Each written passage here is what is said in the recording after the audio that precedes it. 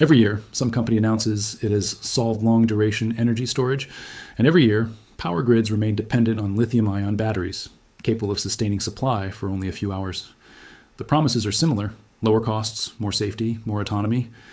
But few technologies manage to leave the press releases behind and prove they work outside the lab. In January 2026, the California-based company Noon Energy presented a result that deserves attention.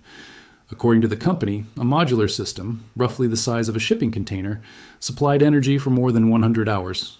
It wasn't just a simulation, nor a bench test. It was an integrated system in operation. 100 hours changes the scale of the problem. Most lithium-ion batteries used in power grids work for 2, 4, or up to 10 hours. That helps control consumption peaks. But it doesn't solve extended periods without sun or with little wind. That's where the energy transition hits a decisive obstacle. We already produce a lot of solar and wind electricity. The challenge is keeping it available when generation drops for several days. But the origin of this battery makes the story even more unusual. The technology that inspired Noon's system emerged from research aimed at producing oxygen on Mars. Chris Graves, co-founder of the company, worked as a NASA engineer on electrochemical technologies for processing carbon dioxide. Later, he realized similar principles could store energy on Earth. The question is inevitable. Are we looking at a real shift in energy storage, or just another promise that's hard to scale? We're going to investigate how this system works, its connection to Mars, and the limits that could still hold back its adoption. The problem isn't just producing renewable electricity, it's being able to use it at the right moment. During hours of intense sunlight, photovoltaic plants can generate more energy than the grid can absorb. The same happens with wind farms when winds are strong. Without enough storage, part of that electricity is curtailed or simply wasted. But consumption doesn't disappear when the sky darkens or the wind dies down. If those conditions last several days, conventional batteries start hitting their limits. That's when grid operators need to turn to plants that can start up quickly. In many countries, that means burning natural gas to cover the gap between generation and demand. So the real bottleneck isn't just the amount of energy available, it's the duration of storage. A battery designed for 4 hours solves short peaks.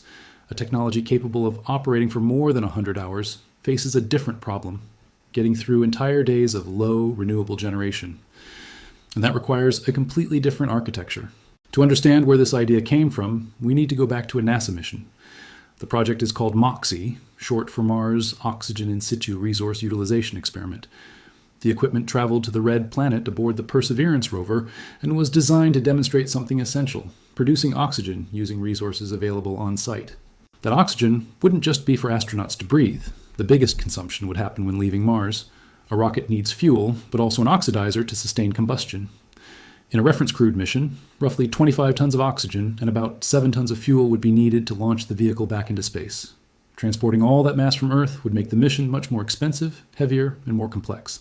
The problem is that Mars's atmosphere is extremely thin and made up mostly of carbon dioxide.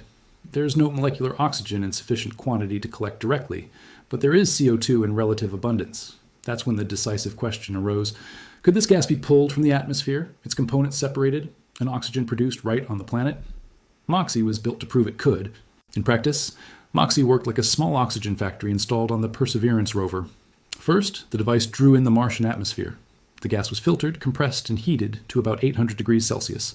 At that temperature, a solid oxide electrolysis unit split the carbon dioxide into 2 products: oxygen and carbon monoxide. This detail matters. MOXIE did not produce solid carbon, as some simplified explanations suggest, so it wasn't performing photosynthesis. It was a high-temperature electrochemical system. After separation, sensors checked the amount and purity of the oxygen. Since the goal was to demonstrate the technology, the gases produced were released back into Mars's atmosphere. Over the course of the mission, the instrument operated 16 times under different conditions. It produced 122 G of oxygen. At its best performance, it reached about 12 gram per hour, with purity equal to or greater than 98%.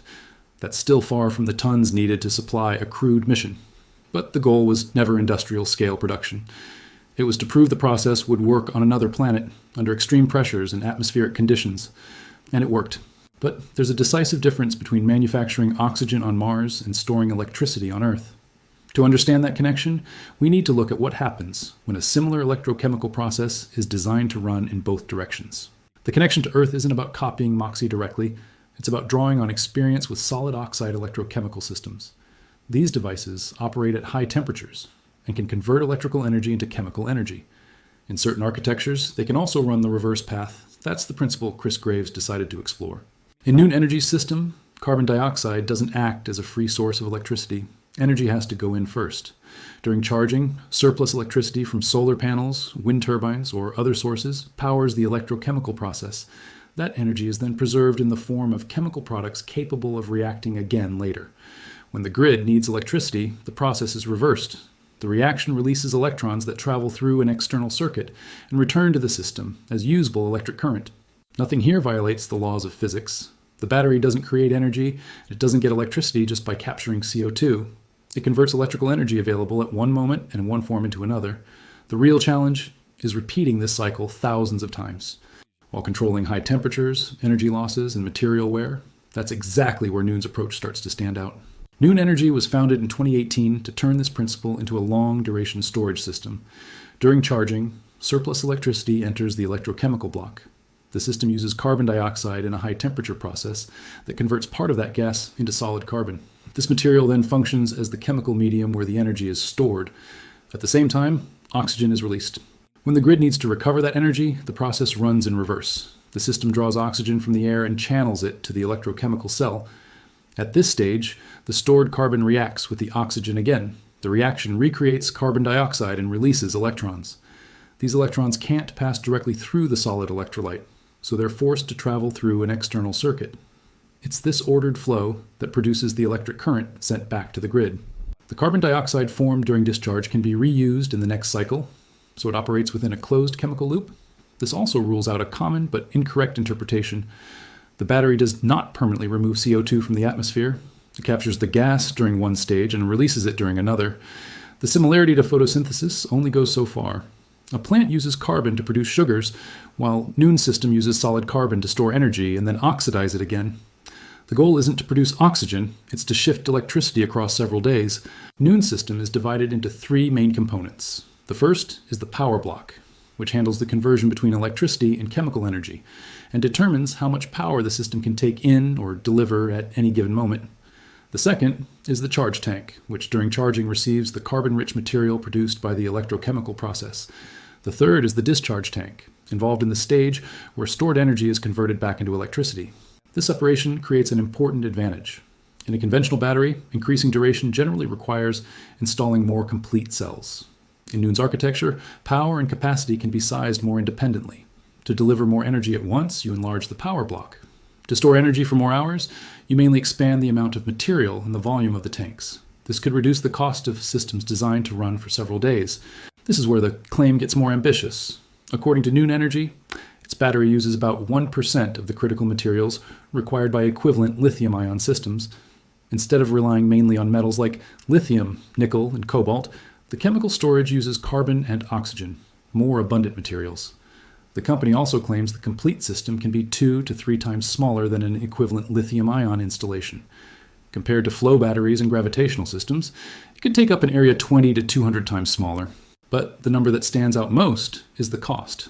The stated target is to bring the total investment down to less than $20 per kilowatt hour of capacity. For long-duration storage, that would be extremely competitive. However, this is a commercial goal, not a price proven in mass production. That distinction matters. Industrial projections and real market prices are not the same thing. There's another detail that's often overstated. During charging, the battery pulls carbon dioxide out of the cycle and releases oxygen. That might look like carbon capture. But during discharge, the carbon reacts with oxygen, and CO2 forms again, so there's no permanent removal of carbon from the atmosphere and no additional net emissions either, as long as the gas stays within the loop. This conclusion follows directly from the cyclical operation the company describes. The real benefit isn't purifying the air, it's storing renewable electricity for several days using abundant materials. If cost and durability are confirmed at commercial scale, that difference could end up mattering more than any claim about a breathing battery. The main drawback lies in full cycle efficiency. Published estimates for this type of system range between 60% and 80%. That means part of the electricity used during charging is lost as heat and in other conversion steps. Lithium-ion batteries typically reach between 85% and 95%. For short, frequent cycles, that difference matters. But long-duration storage answers a different need. When surplus solar or wind energy would otherwise have to be discarded, storing a smaller share of it can still be more useful than losing it all. In that scenario, Cost per stored kilowatt hour, duration, lifespan, and low self-discharge may matter more than isolated efficiency figures. Noon's system also doesn't need to fully replace lithium. The two technologies can serve different roles. Lithium-ion batteries respond quickly to variations over seconds or hours. The carbon and oxygen battery could sustain supply over several days. There's still a lack of proof around degradation, maintenance, and continuous commercial performance. So the proposal is promising, but it remains in the validation phase. So, is this technology really the breakthrough needed to reduce dependence on fossil fuels? The most honest answer is we still don't know. Noon has already demonstrated a modular system capable of discharging energy for more than 100 hours. According to the company, the technology has also accumulated thousands of hours of operation and testing. That shows the concept has moved past a simple lab experiment. But a successful demonstration doesn't guarantee industrial production. It will still need to prove component lifespan, real maintenance costs, efficiency after thousands of cycles, and the ability to manufacture hundreds of units with consistent performance. Support from recognized institutions adds credibility to the project. But funding and partners don't substitute for independent commercial results. The scientific basis seems solid.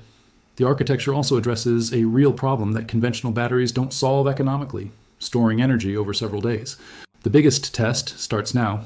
A technology born from research meant to help survive on Mars might help stabilize power grids on Earth, but that will only happen if it overcomes very earthly challenges: cost, scale, durability, and mass manufacturing.